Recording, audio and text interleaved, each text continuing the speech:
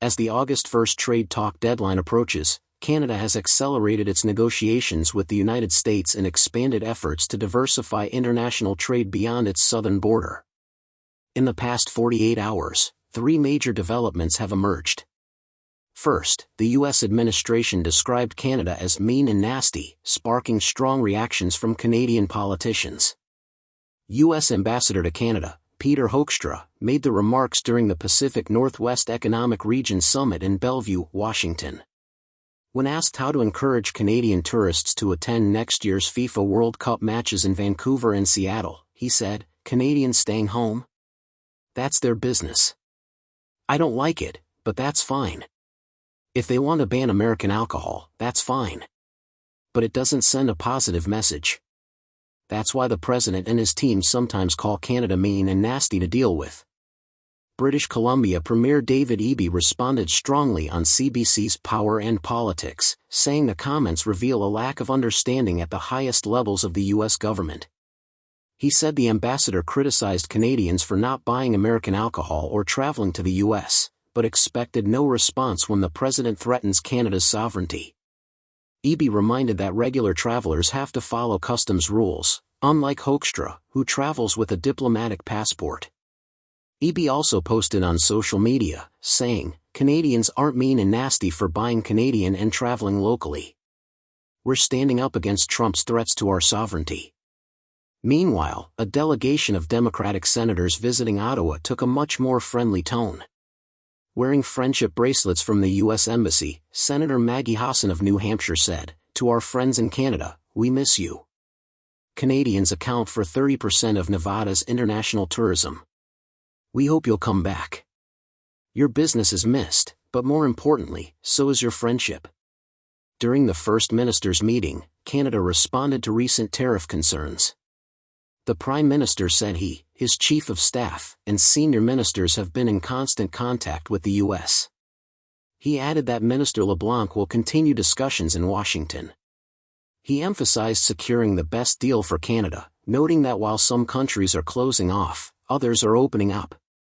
The Prime Minister praised recent interprovincial free trade agreements and said the federal government has removed all barriers to trade between provinces. He said Canadians can be their own best customers and control their economic future.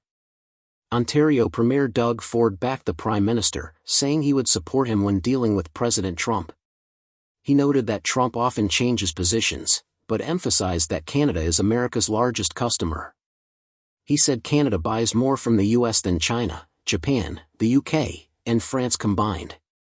Ford warned that if Trump says he doesn't need Canada, he should remember how essential Canada is. Ford also said Ontario alone would be the U.S.'s third-largest trading partner if it were a separate country. On tariffs, he took a hard line, saying that if Trump increases tariffs, Canada should match them dollar for dollar. President Trump only understands strength, Ford said. If we show weakness, he'll steamroll us. Ford announced $11 billion in support for Canadian businesses, especially in steel and aluminum. He criticized the practice of importing tin cans from California and promised to build manufacturing capacity at home. He said, "We don't have to take a backseat to anyone, and definitely not to President Trump." Before meeting with Prime Minister Carney, the premiers of Ontario, Alberta, and Saskatchewan presented a united front. They signed a memorandum of understanding in Huntsville to advance pipelines and boost exports of Canadian energy, potash, critical minerals, and agriculture to both domestic and international markets. Ford said that this partnership between the provinces shows Canada is ready to build. He promised to use Ontario and Saskatchewan-made steel, create jobs, and attract investment. He also expressed his admiration for Americans in general, but made it clear that he disagrees with President Trump's trade policies. He stressed the need for Canada to be energy independent and not rely on other countries.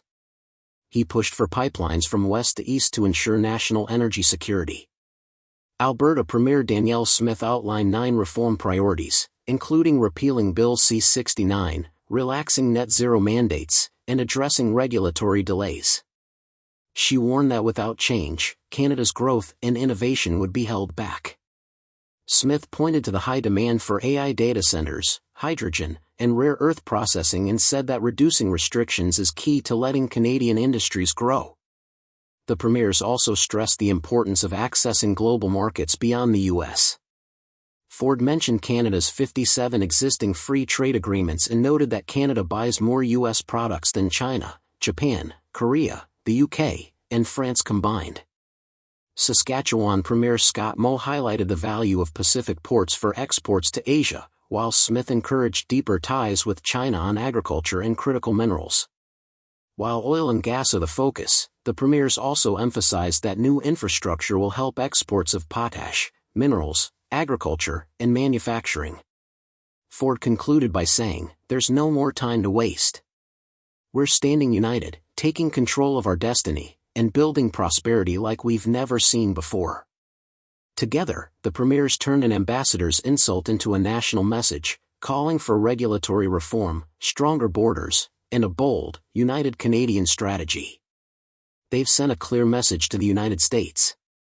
Canada values its relationship with the U.S., but it will forge its own path. What do you think? Share your comments with us, subscribe to the channel, and don't forget to hit the like button. Thank you for watching.